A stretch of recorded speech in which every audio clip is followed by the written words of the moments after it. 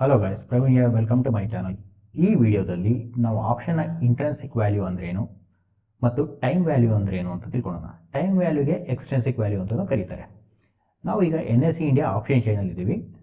ನಾವು ಇಲ್ಲಿ ಸೆಲೆಕ್ಟ್ ಮಾಡಿರೋ ಸ್ಟಾಕ್ ಇದೆಯಲ್ಲ, ಇದು ಬಂದು ರಿಲಯನ್ಸ್. ಓಕೆ, ಇದರದ್ದು ಎಕ್ಸ್ಪೈರಿ ಯಾವಾಗಿದೆ? 29 ಡಿಸೆಂಬರ್ ಇದೆ.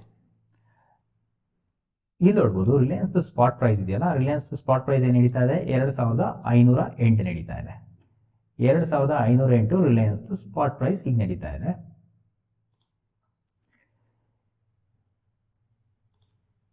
ಈಗ 2508 ಸ್ಪಾಟ್ ಪ್ರೈಸ್ ಆದರೆ ಏನಾಗುತ್ತೆ? 2500 ಇದೆಯಲ್ಲ, ಈ ಸ್ಟ್ರೈಕ್ ಬಂದ್ಬಿಟ್ಟು ಇದು ಅಡ್ಡ ಮನಿ ಸ್ಟ್ರೈಕ್ ಆಗುತ್ತೆ. ಈ ಅಡ್ಡ ಮನಿ ಸ್ಟ್ರೈಕ್ ಇದೆಯಲ್ಲ, ಇದರದ್ದು ಪ್ರೀಮಿಯಂ ಏನು ನಡೀತಾ ಇದೆ ನೋಡಿ. ಈ ಪ್ರೀಮಿಯಂ ಇದೆಯಲ್ಲ, 34 ರೂಪಾಯಿ 75 ಪೈಸೆ, ಅಪ್ರಾಕ್ಸಿಮೇಟ್ಲಿ 35 ರೂಪಾಯಿ ಅಂತ ತಿಳ್ಕೊಳ್ಳಿ. ಈ 2500ಕ್ಕಿಂತ ಕೆಳಗಡೆ ಬರೋ ಸ್ಟ್ರೈಕ್ಸ್ ಎಲ್ಲ ಇನ್ ದ ಮನಿ ಸ್ಟ್ರೈಕ್ಸ್ ಆಗುತ್ತೆ ಕಾಲಿಗೆ. ಓಕೆ, ಫಾರ್ ಎಕ್ಸಾಂಪಲ್ 2400 ಇದೆಯಲ್ಲ, ಈ ಸ್ಟ್ರೈಕ್ದು ಪ್ರೀಮಿಯಂ. ಈ ಸ್ಟ್ರೈಕ್ದು ಪ್ರೀಮಿಯಂ ಎಷ್ಟಿದೆ? 113 ರೂಪಾಯಿ ಇದೆ. ಅಪ್ರಾಕ್ಸಿಮೇಟ್ಲಿ 113 ರೂಪಾಯಿ 60 ಪೈಸೆ ಇದೆ. 113 ಅಂದ್ಕೊಳ್ಳಿ. ಓಕೆ, ಇದು 2500ಕ್ಕಿಂತ ಮೇಲ್ಗಡೆ ಬರೋ ಎಲ್ಲ ಸ್ಟ್ರೈಕ್ಸ್ ಇದೆಯಲ್ಲ, ಇದು out of the money strikes ಆಗುತ್ತೆ. ಈಗ 2600 ಇದೆಯಲ್ಲ, ಈ ಸ್ಟ್ರೈಕ್ದು ವ್ಯಾಲ್ಯೂ ನೋಡೋಣ. ಇದ್ರದ್ದು ಪ್ರೀಮಿಯಂ ಎಷ್ಟಿದೆ? 2600 ಸ್ಟ್ರೈಕಿಂದು 5 ರೂಪಾಯಿ 70 ಪೈಸೆ, ಅಪ್ರಾಕ್ಸಿಮೇಟ್ಲಿ 6 ರೂಪಾಯಿ ಅಂದ್ಕೊಳ್ಳಿ. ಓಕೆ, ಸೊ ನಾವೀಗ ಈ ಪರ್ಟಿಕ್ಯುಲರ್ ಸ್ಟ್ರೈಕಿಗೆ ಇಷ್ಟಿಷ್ಟು ಪ್ರೀಮಿಯಂ ಇದೆ. 2400ಕ್ಕೆ ಇಷ್ಟು ಪ್ರೀಮಿಯಂ ಇದೆ, 2500ಕ್ಕೆ ಇಷ್ಟಿದೆ, 2600ಕ್ಕೆ ಇಷ್ಟಿದೆ. ಸೊ ಇದರಲ್ಲಿ ಈ ಪ್ರೀಮಿಯಮಲ್ಲಿ ಎಷ್ಟು ಎಕ್ಸ್ಟ್ರೆನ್ಸಿಕ್ ವ್ಯಾಲ್ಯೂ ಇದೆ, ಎಷ್ಟು ಇಂಟ್ರೆನ್ಸಿಕ್ ವ್ಯಾಲ್ಯೂ ಇದೆ? ಎಕ್ಸ್ಟ್ರೆನ್ಸಿಕ್ ವ್ಯಾಲ್ಯೂ ಅಂದರೆ ಟೈಮ್ ವ್ಯಾಲ್ಯೂ. ಓಕೆ, ಅದನ್ನು ನಾವೊಂದು ಟೇಬಲಲ್ಲಿ ಹಾಕ್ಕೊಂಡು ಚೆಕ್ ಮಾಡೋಣ.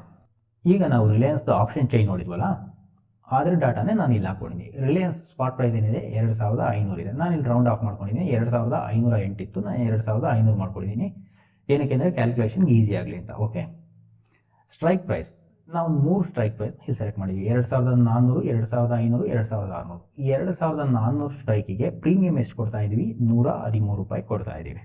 ಓಕೆ, 2500ಕ್ಕೆ ಎಷ್ಟಿದೆ? 35 ರೂಪಾಯಿ ಇದೆ. 2600ಕ್ಕೆ 6 ರೂಪಾಯಿ ಪ್ರೀಮಿಯಂ ಕೊಡ್ತಾ ಇದ್ದೀವಿ. ಓಕೆ, ಈಗ ನಾವು 2400 ಸ್ಟ್ರೈಕಿಗೆ 113 ರೂಪಾಯಿ ಪ್ರೀಮಿಯಂ ಕೊಡ್ತಾ ಇದ್ದೀವಲ್ಲ, ಇದರಲ್ಲಿ ಇಂಟ್ರೆನ್ಸಿಕ್ ವ್ಯಾಲ್ಯೂ ಎಷ್ಟು?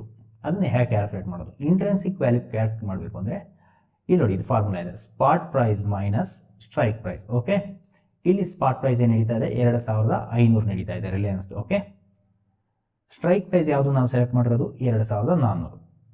ಸೊ 2500 ಸ್ಪಾಟ್ ಪ್ರೈಸ್ ಆಯಿತು, ಮೈನಸ್ ಸ್ಟ್ರೈಕ್ ಪ್ರೈಸ್ 2400. ಈಗ ಬರುತ್ತಲ್ಲ ಎಷ್ಟು? 100 ರೂಪೀಸ್. ಈ 100 ರೂಪೀಸ್ ಇದೆಯಲ್ಲ, ಇದೇ ಇಂಟ್ರೆನ್ಸಿಕ್ ವ್ಯಾಲ್ಯೂ. ಇಂಟ್ರೆನ್ಸಿಕ್ ವ್ಯಾಲ್ಯೂ ಎಷ್ಟಿದೆ ಇದ್ರದ್ದು? 100 ರೂಪೀಸ್.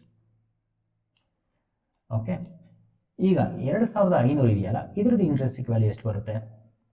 ಈಗ ಇಂಟ್ರೆನ್ಸಿಕ್ ವ್ಯಾಲ್ಯೂ ಕ್ಯಾಲ್ಕುಲೇಟ್ ಮಾಡೋದು ಹೇಗೆ? Spot price minus strike price.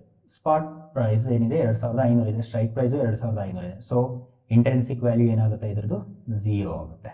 Okay, so 2000 ಈಗ ಈ ಸ್ಟ್ರೈಕ್ ಇದೆ. 2600 ಇಂಟ್ರೆನ್ಸಿಕ್ ವ್ಯಾಲ್ಯೂ ಎಷ್ಟು ಬರುತ್ತೆ? 2600 spot price minus strike price ಮಾಡಿದ್ರೆ -100 ಆಗುತ್ತೆ. ಸೊ ಇಂಟ್ರೆನ್ಸಿಕ್ ವ್ಯಾಲ್ಯೂ ಯಾವಾಗಲೂ ನೆಗೆಟಿವ್ ಇರಲ್ಲ, ಐದರ positive or 0.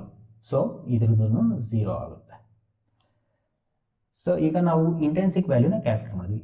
So intrinsic value calculate ಮಾಡಿದರೆ ಈಗ ಟೈಮ್ ವ್ಯಾಲ್ಯೂ ಎಷ್ಟು ಉಳಿಯುತ್ತೆ? ಫಾರ್ ಎಕ್ಸಾಂಪಲ್ ಇದು 113 ರೂಪಾಯಿ ಪ್ರೀಮಿಯಂ ಕೊಟ್ಟಿದ್ವಲ್ಲ, ಇದರಲ್ಲಿ 100 ರೂಪಾಯಿ ಇಂಟ್ರೆನ್ಸಿಕ್ ವ್ಯಾಲ್ಯೂ ಆಯಿತು. ರಿಮೈನಿಂಗ್ ಎಷ್ಟು? 113 ರೂಪಾಯಲ್ಲಿ 100 ರೂಪಾಯಿ ಹೋದರೆ ಉಳಿಯೋದೆಷ್ಟು? 13 ರೂಪಾಯಿ. ಈ 13 ರೂಪಾಯಿ ಇದೆಯಲ್ಲ, ಇದು ಬಂದುಬಿಟ್ಟು ಟೈಮ್ ವ್ಯಾಲ್ಯೂ ಆಗುತ್ತೆ. Time value for 2400 ಸ್ಟ್ರೈಕಿಗೆ. ಓಕೆ, 2500. ಈ 2500ಕ್ಕೆ ನಾವು ಪ್ರೀಮಿಯಂ ಎಷ್ಟು ಕೊಟ್ಟಿದ್ದೀವಿ? 35 ರೂಪಾಯಿ ಕೊಟ್ಟಿದ್ದೀವಿ. ಇದರಲ್ಲಿ ಇಂಟ್ರೆನ್ಸಿಕ್ ವ್ಯಾಲ್ಯೂಗೆ ಎಷ್ಟಿದೆ? 0 ಇದೆ. ಸೊ ಇದರಲ್ಲಿ ಇಂಟ್ರೆನ್ಸಿಕ್ ವ್ಯಾಲ್ಯೂ 0 ಇದೆ ಅಂದರೆ ಉಳಿದಿರೋದೆಲ್ಲ ಏನು? ರಿಮೈನಿಂಗ್ ಇದೆಯಲ್ಲ, 35 ರೂಪೀಸ್. ಇದು ಪೂರ್ತಿನೂ ಟೈಮ್ ವ್ಯಾಲ್ಯೂ. ಓಕೆ, ಈಗ 2600 ಸ್ಟ್ರೈಕಿಗೆ ಇದರಲ್ಲಿ ಯಾವುದೇ ಇಂಟ್ರೆನ್ಸಿಕ್ ವ್ಯಾಲ್ಯೂ ಇಲ್ಲ. ಸೊ ಹಾಗಾಗಿ ಉಳಿದಿರೋದೆಲ್ಲ ಟೈಮ್ ವ್ಯಾಲ್ಯೂನೇ. ಓಕೆ, ಈಗ ಉದಾಹರಣೆಗೆ ಫಾರ್ ಎಕ್ಸಾಂಪಲ್ ಈ 2500 ಇದೆಯಲ್ಲ ರಿಲಯನ್ಸ್ ಸ್ಪಾಟ್ ಪ್ರೈಸು, ಮಾರ್ಕೆಟ್ ಏನಾದ್ರು 2500ರಲ್ಲೇ 29 ಡಿಸೆಂಬರ್ಗೆ ಕ್ಲೋಸ್ ಆಯಿತು ಅಂತ ಇಟ್ಕೊಳ್ಳಿ. ಆಗ ನಾನು 113 ರೂಪಾಯಿ ಕೊಟ್ಟು ಈ ಸ್ಟ್ರೈಕಿಂದು ಒಂದು ಕಾಲ್ ಆಪ್ಷನ್ ಕೊಂಡ್ಕೊಂಡಿದ್ವಲ್ಲ, ನನಗೆ ಯಾವಾಗ ಎಷ್ಟು ಬರುತ್ತೆ? ನನಗೆ ಉಳಿದಿರೋ ಇಂಟ್ರೆನ್ಸಿಕ್ ವ್ಯಾಲ್ಯೂ ಮಾತ್ರ ಬರುತ್ತೆ. ಓಕೆ, ಅಂದರೆ 100 ರೂಪಾಯಿ ನಂಗೆ ವಾಪಸ್ ಬರುತ್ತೆ. 30 ರೂಪಾಯಿ ಸಾರಿ 30 ಅಲ್ಲ 13 ರೂಪಾಯಿ ಇದೆಯಲ್ಲ ಟೈಮ್ ವ್ಯಾಲ್ಯೂ, ಅದು ನನಗೆ ಲಾಸ್ ಆಗುತ್ತೆ. ಯಾವಾಗ ಡಿಸೆಂಬರ್ 29 ಮಾರ್ಕೆಟ್ ಇದೆಯಲ್ಲ ರಿಲಯನ್ಸ್ದು 2500ಕ್ಕೆ ಕ್ಲೋಸ್ ಆದರೆ, ಸೊ ನಾನು ಟೈಮ್ ವ್ಯಾಲ್ಯೂ ಕೊಟ್ಟಿದ್ದೀನಲ್ಲ ಅದು ನನಗೆ ಲಾಸ್ ಆಗುತ್ತೆ. ಓಕೆ, ಈ ಕೇಸಲ್ಲಿ ಏನಾಗುತ್ತೆ, 2500 ಕ್ಲೋಸ್ ಆಯಿತು ಅಂದರೆ, ಫಾರ್ ಎಕ್ಸಾಂಪಲ್ ಯಾರು 2500 ಸ್ಟ್ರೈಕ್ ಕೊಂಡ್ಕೊಂಡಿದ್ರೆ ಅವರಿಗೆ 35 ರೂಪಾಯಿ ಕೊಟ್ಟು ಕೊಂಡ್ಕೊಂಡಿರ್ತಾರೆ, ಅವರಿಗೆ ಏನೂ ಬರಲ್ಲ, ಝೀರೋ. ಯಾಕೆಂದರೆ ಇದರಲ್ಲಿ ಇದ್ದಿದ್ದೆಲ್ಲ ಟೈಮ್ ವ್ಯಾಲ್ಯೂ ಎಕ್ಸ್ಪೈರಿ ಟೈಮಲ್ಲಿ ಏನಾಗುತ್ತೆ, ಇದು ಝೀರೋ ಆಗಿಬಿಡುತ್ತೆ. ಸೊ ಇಂಟ್ರೆನ್ಸಿಕ್ ವ್ಯಾಲ್ಯೂ ಮಾತ್ರ ಉಳಿದಿರುತ್ತೆ. 2400 ಕೊಂಡ್ಕೊಂಡಿರ್ತಾರಲ್ಲ ಅವ್ರಿಗೆ 100 ರೂಪಾಯಿ ಬರುತ್ತೆ, 113 ರೂಪಾಯಿ ಕೊಟ್ಟು ಕೊಂಡ್ಕೊಂಡಿರ್ತಾರೆ, 100 ರೂಪಾಯಿ ಉಳಿಯುತ್ತೆ. 2500 ಕೊಂಡ್ಕೊಂಡಿರ್ತಾರಲ್ಲ ಅವರಿಗೆ ಏನೂ ಬರಲ್ಲ, ಏನಕ್ಕೆ ಅಂದರೆ ಇದ್ರ ಇಂಟ್ರೆನ್ಸಿಕ್ ವ್ಯಾಲ್ಯೂ ಏನೂ ಇಲ್ಲ. ಸೊ ಇದು ಅಷ್ಟೇ. ಆಗ ನನಗೆ ಇದರಲ್ಲಿ ಏನೂ ದುಡ್ಡು ಬರಲ್ಲ, ಅಂದರೆ ನಂಗೆ ಕೊಟ್ಟಿರೋ 6 ರೂಪಾಯಿ ಇದೆಯಲ್ಲ ಈ ಪ್ರೀಮಿಯಮ್ಮು ಹೋಗ್ಬಿಡುತ್ತೆ. ಓಕೆ, ಸೊ ನಾವೀಗ ಒಂದು ಇದು ಬರುತ್ತೆ. ಓಕೆ, ಹಾಗಾದರೆ ನಾವು ಔಟ್ ಆಫ್ ದ ಮನಿ ಇದೆಯಲ್ಲ ಇವನ್ನ ಏನಕ್ಕೆ ಕೊಂಡ್ಕೋಬೇಕು? ಉದಾಹರಣೆಗೆ ಈಗ 6 ರೂಪಾಯಿ ಕೊಟ್ಟು 2600 ಸ್ಟ್ರೈಕ್ ಏನು ಕೊಂಡ್ಕೋಬೇಕು ಅಂತ ಒಂದು ಡೌಟ್ ಬರುತ್ತೆ. ಏನಕ್ಕೆ ಅಂದರೆ ಇಫ್ ಇನ್ ಕೇಸ್ ಮಾರ್ಕೆಟ್ ಏನಾದ್ರು ತುಂಬ ಕೆಳಗಡೆ ಬಿದ್ದೋದ್ರೂ ನಮಗೆ ಮ್ಯಾಕ್ಸಿಮಮ್ ಲಾಸ್ ಆಗೋದು 6 ರೂಪಾಯಿ ಮಾತ್ರ. ಈಗ 2400 ಕೊಟ್ಟು ಕೊಂಡ್ಕೊಂಡಿರ್ತಾರಲ್ಲ, ಮಾರ್ಕೆಟ್ ತುಂಬ ಕೆಳಗಡೆ ಬಿದ್ದರೆ ಅವ್ರಿಗೆ ಇಷ್ಟೂ ಲಾಸ್ ಆಗುತ್ತೆ. ಇದು ಲೈಕ್ ನೀವು ತುಂಬ ಔಟ್ ಆಫ್ ದ ಮನಿ, ಇದು 2600 ಇದೆಯಲ್ಲ ಇದು out of the money strike, right? ನಾವು ತುಂಬ ಕಡಿಮೆ premium, chances of winning is very less year. Okay, ಈಗ ಮಾರ್ಕೆಟ್ ಬೈ ಚಾನ್ಸ್ 2700 ಕ್ಲೋಸ್ ಆಯಿತು ಅಂತ ಇಟ್ಕೊಳ್ಳಿ. 2700 ಯಾವಾಗ ಡಿಸೆಂಬರ್ 29ಕ್ಕೆ ಎಕ್ಸ್ಪೈರ್ ಆಯಿತು.